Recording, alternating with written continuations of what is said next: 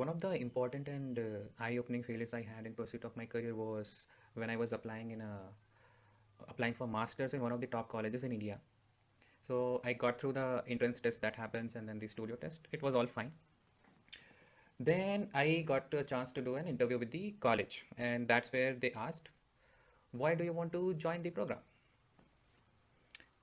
And that's where I think the struggle started, right? So what I told is, I am really good in all the tools like Photoshop, Illustrator, and all, and I make really, really cool graphic design. They said anyone can do it. They can learn it from YouTube, and they can do it. Then what do you want to do it? So I told, I want to get better at those skills. So maybe if you can teach that to me, right?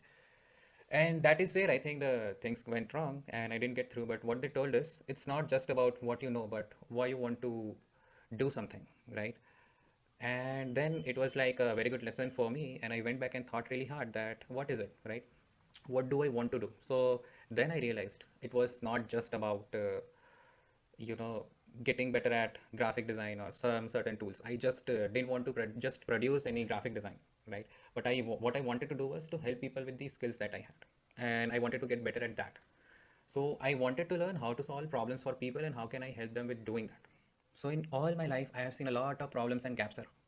For example, there are people who want to get a good job but they don't know how to get one. They just think that getting a degree will be enough and they'll get the job, but ultimately they don't get jobs because they are not competent, right? And it can be their mistake, but what I think the larger problem is that they don't know how to get competent. Nobody's telling them, and they are not able to figure that out by their own. So there is a huge communication gap there. So there are more examples like that. For example, people from villages find it very, very hard to communicate to people with people from cities.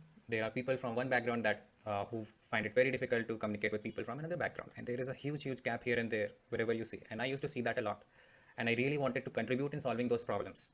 And that is what I prepared as my pitch. And I applied in the college again, and I sat in the interview and I expressed this, and I got that opportunity, and I got into masters. So what I realized was it was not just about generating or producing stuff, but also about using those skills for larger context, like solving problems for people, or have a cause behind it, so that it can create more value for people and it can grow, right? So that was one of the very important learnings that I had from then, and that has helped me grow in my career very, very significantly.